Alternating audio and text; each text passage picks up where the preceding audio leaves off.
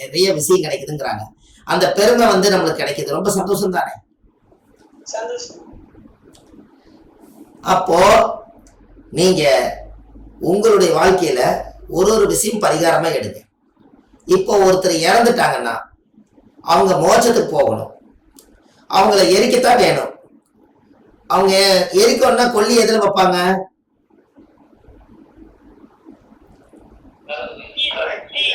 விறகுல வைப்பாங்க இல்லையா? நீங்க விறகுல வைக்கிறதுக்கு பதிலா ஒருவேளை நீங்க ஜோசியரா இருக்கிறதுனால கர்ப்பப்பிள்ளை ஒரு கட்டு வாங்கி அதுல தீ மூட்டி அவர் கையில கொடுத்து கர்ப்பப்பிள்ளை தலைமைட்டு கடியில கொல்லி வைக்க சொல்லுங்க, அவர் மோட்சத்துக்கே போயிடுவாரு. எப்படி? Very good. எப்படி? அப்ப கர்ப்பப்பிள்ளை, அப்ப கேது என்பது ஞானகாரகன், கேது என்பது மோட்சம், தெப்பப்பில் வந்து கேது. அதனால மோட்சத்துக்கு போறதுக்கு விறகு கட்டில வைக்கிறத விட தெப்பப்பில்ல தீ மூட்டி அவங்க தலைமையில கொல்லி வச்சாங்கன்னா அந்த ஆத்மா மோட்சத்துக்கே போகுமா? எப்படி?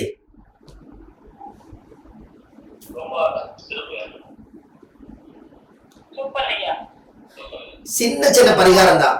ஒருத்தர் இறந்து போனாங்கன்னா அவங்களுக்கு என்ன மாலை போட்டாலும் கடைசியில ஒரு வில்வ மாலை போட்டு விடுங்க, சிவலோக பதவி அடைய போறாரு, பூலோக பதவி விட்டு சிவலோக பதவி அடைய போறாரு, ஒரு வில்வ மாலை போடுங்க, அந்த வில்வம் வந்து சிவனை போய் பார்க்கணும், அப்ப மோட்சத்துக்கு போறாருன்னு. அந்த காலத்துல இது எல்லாமே வித்தியாசமா பண்ணியிருக்காங்க. எப்படி? இது எல்லாம் ஆராய்ச்சி பண்ணி உங்களுக்கு சொல்றதுக்கு உங்களுக்கு ஒரு கொடுப்பனை இருக்குது.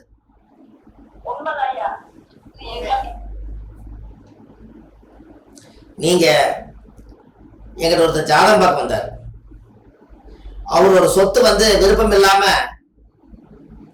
நான் வீடை வித்தே தீர்வனுங்க, வேற வழியே இல்லை, வாழ்ந்த வீட்டை விற்க போறேன், ஆனா பாதி மனசு தாங்க இருக்குது, முழு மனசு இல்லைங்க, எனக்கு ஏதாவது விற்காம இருக்கிறதுக்கு ஒரு பரிகாரம் சொல்லுங்கன்னாரு. என் மனசே மாற மாட்டேதுங்கன்னாரு. லோன் கட்ட முடியல,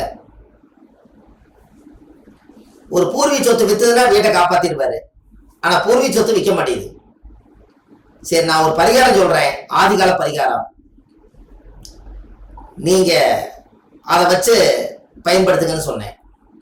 சொல்லுங்க ஐயா, என்னால வந்து செலவு பண்ண முடியாது, முதல்ல அதை யோசிச்சுங்கன்னாரு. சரி ரைட்டுன்னு.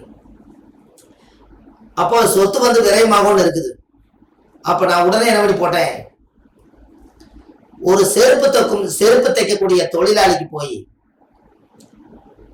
ஒருவேளை சாப்பாடு, ஒரு தண்ணி பாட்டில், ஒரு கருப்பு குடம் வாங்கி அவருக்கு முன்னால கொடுக்க முடியுமான்னு கேட்டேன். இது செஞ்சிருவாங்க ஐயா, ஒரு 200 ரூபா 300 ரூபாய் செலவாகினாரு. சரி, ஒரு கருப்பு குடையொன்று வாங்குங்க, ஒரு தயிர் சாதமும் ஒரு தண்ணி பாட்டில் வாங்குங்க, கரெக்டா கொண்டு போய் சனி உரையில கொண்டு போய் ஒரு கால் ஊனமா இருக்கிறவங்களோ அல்ல செருப்பு தைக்கும் தொழிலாளி கொண்டு போய் நீங்க அதை தானமா கொடுத்துட்டு திரும்பி பார்க்காம வந்துருங்க. அவர் போய் உடனே என்ன பண்ணி போட்டாரு, பேசின வாரமே சனிக்கிழமை மணிக்கு போய் தண்ணி பாட்டிலும் சாப்பாடு கருப்பு கொடை வாங்கி கொண்டு போய் கொடுத்துட்டாரு. கொடுத்துட்டு ஒரு வாரமா எனக்கு போனே பண்ணல. என்னையா போனா காணமேன்னு சொல்லி போட்டு கம்முன்னு விட்டுட்டேன். 7 நாள் கிளம்பிச்சு. அவர் என்ன பண்றாரு, ஐயா நான் இப்போ ஒரு இடத்துல இருக்கிறேங்க அப்படின்னாரு. எங்கெங்க இருக்கிறீங்க? என்ன பத்திர ஆபீஸ் இருக்கிறேங்கன்னாரு. என்னங்க ஆச்சுன்ன, பூர்வீக சொத்து வந்து சம்மதிக்காம இருந்தவர் சம்மதிச்சு கையெழுத்து போட வந்துட்டாருங்க ஐயா, சொத்து வித்து பணம் வாங்க போறேன், வீட்டை காப்பாற்ற போறேன்னாரு. வந்து எனக்கு ஒரு ஸ்வீட் வாங்கி கொடுத்தாரு, ரொம்ப சந்தோஷப்பட்டேன். எப்படி? இது இது இது ஏன் இந்த பரிகாரத்தை எங்க எடுத்து நீங்க யோசிக்கணும். அதாவது விரயமாக போற இடம் வந்து 12ஆம் இடம், காலச்சக்கரத்துக்கு 12ஆம் இடம் என்பது பாதம், பாதத்துக்கு செருப்பு தைக்கும் தொழிலாளி கொண்டு போய் முதலே அவரை திருப்தி பண்ணி அவருக்கு ஒரு கருப்பு கொடை என்பது 8ஆம் இடத்துல வந்து காலச்சக்கரத்துக்கு மேசம்தான் 1ஆம் இடம், அவமானம் என்பது 8ஆம் இடம். சொத்து வித்தா அவமானம் ஆகி போயிடும். இருக்கிறத வாழ்ந்து பொழைச்சவங்க வீடு வித்துட்டு அவமானம் ஆயிரும். 8ஆம் இடம் என்பது விருச்சிக வீடு, அனுசம் என்பது கொடை. அனுச நட்சத்திரத்துக்கு அதிபதி சனி. சனி என்பது காலை பிடிச்ச கிரகம். அதனால பாதத்துக்கு செருப்பு தைக்கும் தொழிலாளி கொண்டு போய் வயிறார சாப்பாடு போட்டு ஒரு கொடை வாங்கி கொடுத்துருவாங்கன்னு சொன்னேன். அவருடைய புண்ணியம் இவருக்கு வீடு காப்பாத்திட்டாரு. எப்படி?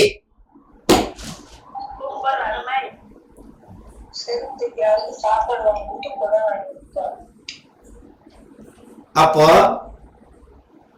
எவ்வளவு ஒரு சிம்பிளான ஒரு விஷயம் எத்தச்சோட வேலை செஞ்சது பாத்தீங்களா?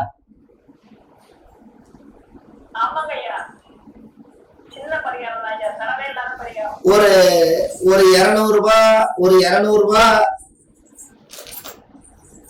ஒரு 200 ரூபாய் ஒரு கொடை, ஒரு 100 ரூபாய் சாப்பாடு தண்ணி பாட்டில், ஒரு 200 ரூபாய் செலவு, 100 ரூபாய் கொடை, தண்ணி பாட்டில் ஒரு தயிர் சாதம் ஒரு 10-30 ரூபாய்க்கு வாங்கியிருப்பாரு, ஒரு 20 ரூபாய் தண்ணி பாட்டில்.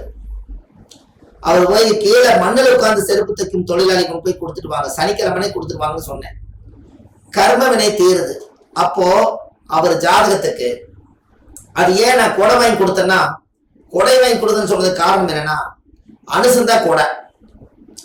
அப்போ அனுச நட்சத்திரத்தினுடைய கொடை செருப்பு தைக்கும் தொழிலாளி தலைக்கு மேல என்ன வச்சிருக்காரு?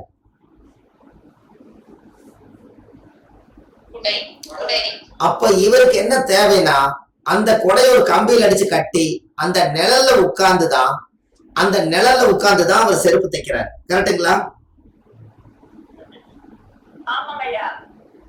நிழல்ல உட்கார்ந்துதான் அவர் செருப்பு தைக்கிறார். கரெக்டுங்களா? அப்ப அவர் என்ன பண்றாருன்னா, ஒரு குத்து குத்துறாரு, அப்படியே ரிவர்ஸ்ல எடுக்கிறார், மறுபடியும் ஒரு குத்து குத்துறாரு, ரிவர்ஸ்ல எடுக்கிறார். இப்படித்தான் செருப்பை பின்னிட்டு வர முடியும்.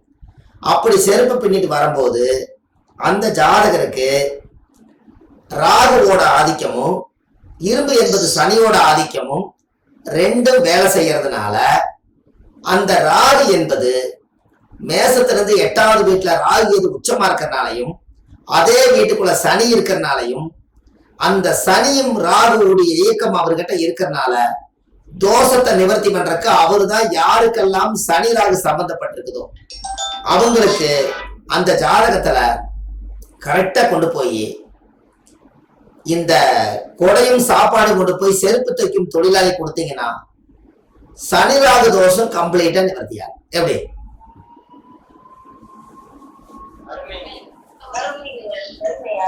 அவர் ஒரு குத்து குத்துவாரு, இந்த கையில இருந்து எடுத்து ஒரு நூலில் கோர்த்து மறுபடியும் ரிவர்ஸ்ல இழுப்பாரு, மறுபடியும் ஒரு குத்து குத்துவாரு, அதை மாட்டிக்குவாரு, மறுபடியும் பின்னுவாரு. கரெக்டுங்களாமா?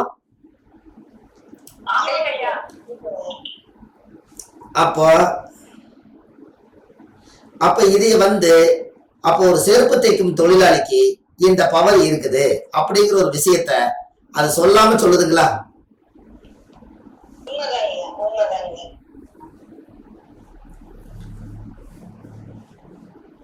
பரிகாரம் அந்த பரிகாரம் அவருக்கு யோசிச்சு பார்த்துட்டு, ஏங்க செருப்பு தைக்கும் தொழிலாளி கொண்டு போய் இதை கொடுத்து வெற்றி கண்டீங்க அப்படின்னு நான் அவருக்கு சொன்னேன். உங்களுடைய ஜாதகத்துல சொத்து விற்கிறது ஒரு பெரிய கர்மா. கர்ம வினைக்கு உண்டானவர் ஒரு செயல் செஞ்சு அந்த கர்மாவை அனுபவிக்கிறது சனி பகவான். அதனால தாழ்த்தப்பட்டவர் அவர். செருப்பு தைக்கும் தொழிலாளி அந்த காலத்துல மாட்டு தோல் எருமை தோல் தான் அவங்க அந்த காலத்துல செய்வாங்க. அப்ப அந்த மாட்டு தோல் எருமை தோல்ல செய்யக்கூடிய செருப்பு வாரி எல்லாமே அங்க உங்களுக்கு ஜாதகத்துல அந்த சுக்கரனுடைய ஆதிக்கம், வாகனங்கள் எல்லாமே. அதனால அங்க கொண்டு போய் நீங்க கொடுத்தாதான் அந்த வீடு உங்களை காப்பாத்தி வைக்கணும்னு சொன்னனே அவருக்கு ரொம்ப சந்தோஷம். அப்ப நம்ம ஜாதகம் பார்க்க வர்றவங்களுக்கு எல்லாம் எளிமையான பரிகாரத்தை சொல்லி சக்சஸ் பண்ணுனா அது எவ்வளவு பெரிய சந்தோஷம்னு சொல்லுங்க.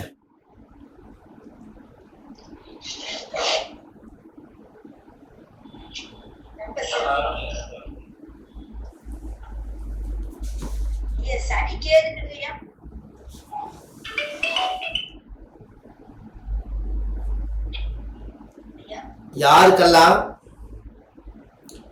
சனியும் கேதுவும் யாருக்கெல்லாம் சேர்ந்திருக்கிறோம் அவங்களோட தோஷம் நீங்கணும்னா, கரடிய பார்த்துட்டு வந்தாங்கன்னா, கரடி இவங்களை பார்த்ததுன்னா கர்மம் என குறையும். கரடி இவங்களை பார்க்கணும். ஏன் கரடி இவங்களை பார்க்கணும் அப்படின்னா, சனி என்பது கருப்பு, கேது என்பது தாடி. அதிகமா கருப்பா ரோகம் உள்ள மிருகம் எது?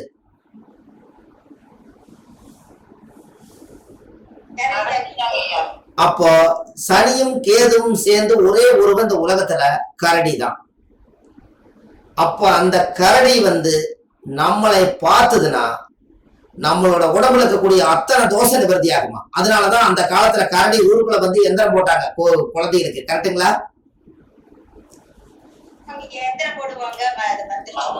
ஆமா, உஃப்னு ஊதி விடு. அது வாய்ப்புல போட்டு வெளியே வந்தாலே குழந்தை கட்டின நலுக்கு, பேய், பிசாது, காத்து, கருப்பு எதுவுமே வராது. கரெக்டுங்களா?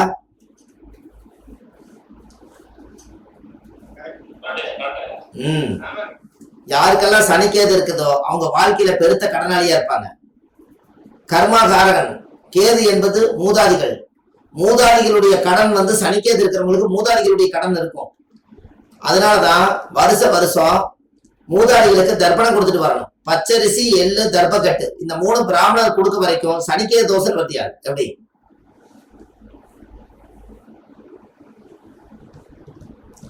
அப்போ இந்த சனிக்கேது தோஷம் யாருக்கெல்லாம் இருக்குதோ அவங்களுக்கு ஆதரவற்ற ஆசிரமத்துல போய்,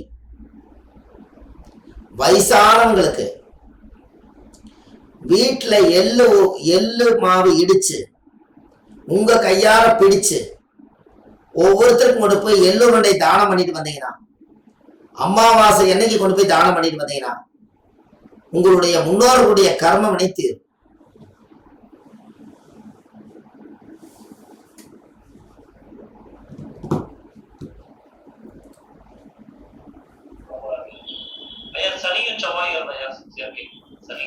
சனியும் செவ்வாயும் சேர்ந்தா யுத்தம், அதுவே சத்தம். சிவன் கோயில்ல கோவில் மணி வாங்கி கட்டி ஊரே கேட்கும்படி அடிச்சால் சனி செவ்வாய் தோஷம் நிவர்த்தியாகும்.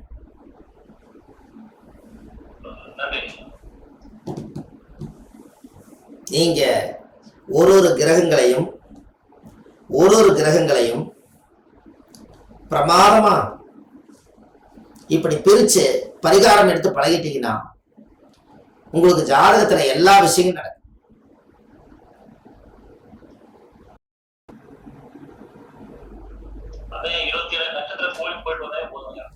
ஆமா, ஃபர்ஸ்ட் நம்ம அசுவனி நட்சத்திரத்தன்னைக்கு அசுவனி நட்சத்திர கோயில்ல போய் முதல் கேதுல தொடங்கி முதல்ல முடியும். முதல்ல கேது என்பது ஞானகாரன். இந்த குழுவில் நம்ம எத்தனை பேர் இருக்காங்களோ அத்தனை பேரும் ஒருத்தர் இல்லைனாலும் இந்த போகக்கூடாது. எல்லாரும் கம்பல்சரி வந்தாகணும். அப்படி வந்தா தான் இன்ட்ரெஸ்டா இருக்கும். ஏன்னா நம்ம போற பாதை ஆன்மீகமான பாதை. அவங்கவுங்களுக்கு ஒரு வேலை இருக்குது, என்னால் வர முடியாதுன்னா அப்புறம் நம்ம ஒரு 10 பேர்த்த கூட்டிட்டு போனா சலுப்பா போயிடும். இதுல எத்தனை பேர் சேர்ந்துக்கிறாங்களோ அத்தனை பேர்த்துக்கு ஒரு புண்ணியத்தை சேர்த்து கொடுத்துருவேன். நாம் செய்யக்கூடிய புண்ணியம் 7 தலைமுறைக்கு குறையாம இருக்கணும். அதுக்குதான் புண்ணியம் செய்வதற்கே புண்ணியம் செய்திருக்க வேண்டும். கண்டிப்பா உங்க வாழ்க்கையில நீங்க ஒரு சிறப்பான முறையில நீங்க வரணும்னால் இப்படி எல்லாம் நீங்க இந்த பிறக்கும் போது எதையும் கொண்டு வரல. குருமார்களை நாடி போய் பாரம்பரிய தொழிலை எடுத்து நமக்கு தெரிஞ்சு ஆர்வமா இருந்து கத்துக்கிட்ட வித்தை தான் இன்னைக்கு ஜோதிடமா உலகம் போகுது. அப்படித்தான் வந்துச்ச ஒழிஞ்சு பிறக்கும் போதே நம்ம பஞ்சாங்கத்தை கையில வச்சுட்டு நம்ம பிறக்கல. அதனால நாம இருக்கக்கூடிய கூட்டம் ஆதிகால பரிகார கூட்டம். அந்த ஆதி காலத்துல முன்னோர்கள் எப்படியெல்லாம் வாழ்ந்தாங்க அதை எல்லாத்தையும் எடுத்து போடணும். எடுத்து நம்ம வச்சுக்காம பகிரங்கமா இந்த உலகத்தை கொடுத்துடணும். அது என்னுடைய கொள்கை. ஏதோ என்னென்னமோ இருக்குது. நம்ம ஆன்மீக பாதையில போய் எல்லா மக்களும் நல்லா இருக்கும். அதுக்கு உங்களோட ஒத்தாசனையும் ஒத்துழைப்பு இருந்தால் இன்னும் ரொம்ப பிரமாதமா இந்த கிளாஸை கொண்டுட்டு போகலாம்.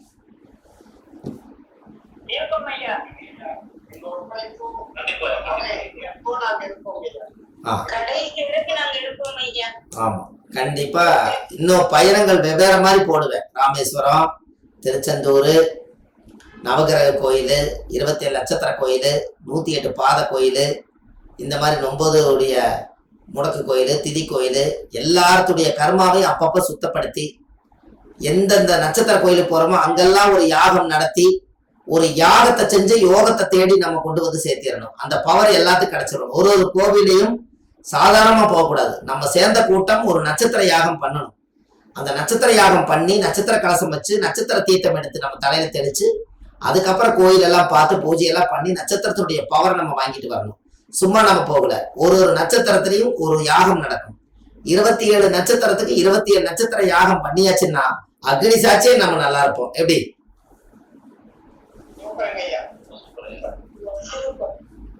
ஐயா, சனி செவ்வாய்க்கு தொழிலாளிகள் யாருக்குங்க செய்யணும்?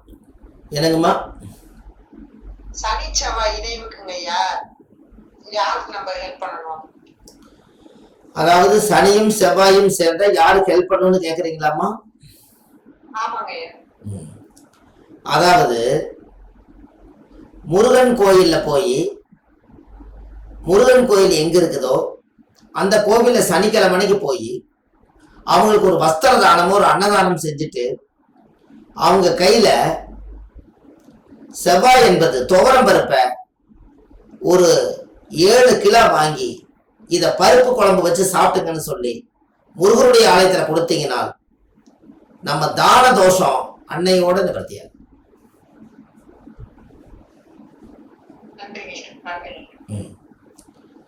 நீங்க உங்களுடைய ஜாதகத்துல நீங்க 27 நட்சத்திர கோயிலுக்கு உங்க ஜாதகத்தை எடுத்துட்டு வந்து ஒரு ஒரு நட்சத்திர கோயிலையும் உங்க ஜாதகத்தை வச்சு பூஜை பண்ணி சாமி கும்பிட்டு அர்ச்சனை பண்ணி அந்த ஜாதகத்தை வாங்கினாலே அந்த ஜாதக கட்டத்துல பிறக்கும் போது எந்த நட்சத்திரம் உங்களுக்கு தடையாக இருந்ததோ அந்த நட்சத்திர கோயிலே போய் பாலூத்தன் வீட்டுக்கு பாது நினைக்க மாட்டார். தாய் வீடுன்னு நினைச்சு நம்ம போகும்போது நம்மளை அரவணைச்சு பண்ணுவார். நம்மளுக்கு கிளியரா எல்லா காரியம் நடக்கும். இப்படி நம்ம செய்தால் நமக்கு புண்ணியம் தானே.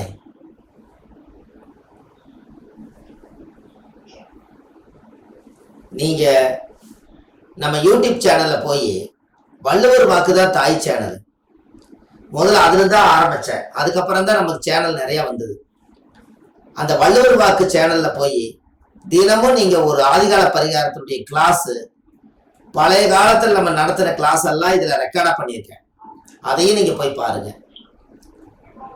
அதே போல சின்ன சின்ன பரிகாரங்கள் ஆதிகால பரிகாரம் மொத்தம் 1100 வீடியோ போட்டிருக்கேன். நீங்க ஃப்ரீயா இருந்தா வள்ளுவர் வாக்கு யூடியூப் சேனல்ல போய் இல்ல சுபமாரி முத்து நீங்க போட்டாலும் அந்த சேனல்ல போய் பார்த்தீங்கன்னா ஒரு நாளைக்கு நீங்க ஒரு விஷயத்தை கத்துக்க முடியும். அப்ப நாம இதையெல்லாம் செய்தால் கண்டிப்பா நீங்க நல்லா இருப்பீங்க. சரிங்களா? சரி, ரொம்ப சந்தோஷம். இனி தவறாம வாரம் முடிஞ்ச அளவுக்கு திங்கக்கிழமை இது மாதிரி நம்ம நடத்துவோம். லிங்க் கிடைக்காதவங்க முதலே போன் பண்ணி கேட்டு யாருக்கெல்லாம் நெட் ப்ராப்ளம் இருக்குதோ அவங்க கேட்டு முதலே வாங்கிருங்க. வாரம் இனிமேல் தவறாம நம்ம கிளாஸ் எடுப்போம். இதுல முதல்ல 70 பேர் இருந்தாங்க. அந்த 70 பேர்ல 30-35 பேர் மட்டும் அன்பாகவும் பாசமாகவும் உண்மையாகவும் நான் படிச்சே தீர்வேன்னு சொல்லி இந்த குழுவில் இருக்கிறவங்க அனைவருக்கும் என்னுடைய மனமார்ந்த நன்றிகள். இதுல நம்ம பயணம் பண்றவங்க கம்பல்சரி யாரும் சூழ்நிலையின் காரணத்தினால வராம இருக்க வேண்டாம்.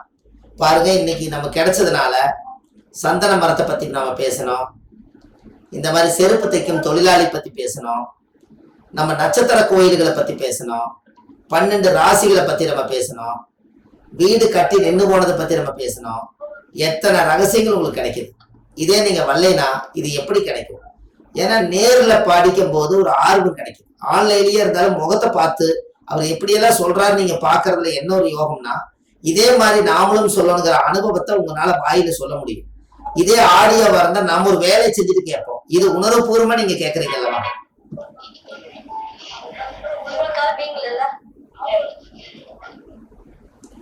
சரி, ரொம்ப சந்தோஷம். இந்த கிளாஸ் உங்களுக்கு எப்படி இருந்துச்சுங்க?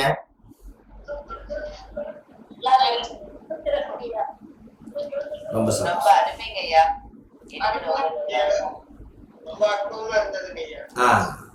இனி நட்சத்திரத்தினுடைய சாரங்களை வச்சு இப்படி எல்லாம் நீங்க ஜோதிடத்துல இத சொல்லும் போது உங்களுக்கு கண்டிப்பா ஒரு நல்ல மாற்றங்கள் கிடைக்கும்.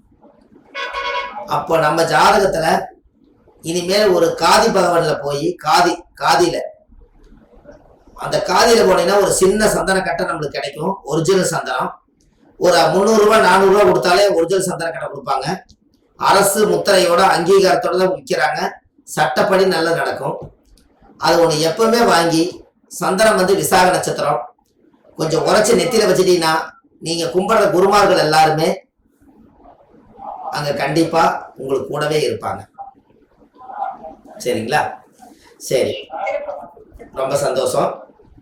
அடுத்த வாரத்துல இதே மாதிரி நேரத்திலேயே 8 மணிக்கு ஆரம்பிச்சு எப்பவும் போல 9:30 மணிக்கு முடிப்போம்.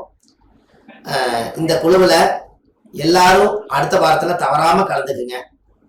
நாளுக்கு நாள் நபர்கள் குறைஞ்சு ஜோதிடம் படிக்கக்கூடிய கிளாஸ்ல நபர்கள் குறைஞ்சுக்கிட்டே இருந்தாங்கன்னா ஒரு ஜோதிடம் சொல்வதற்கு இன்ட்ரெஸ்ட் இல்லாம போயிடும்.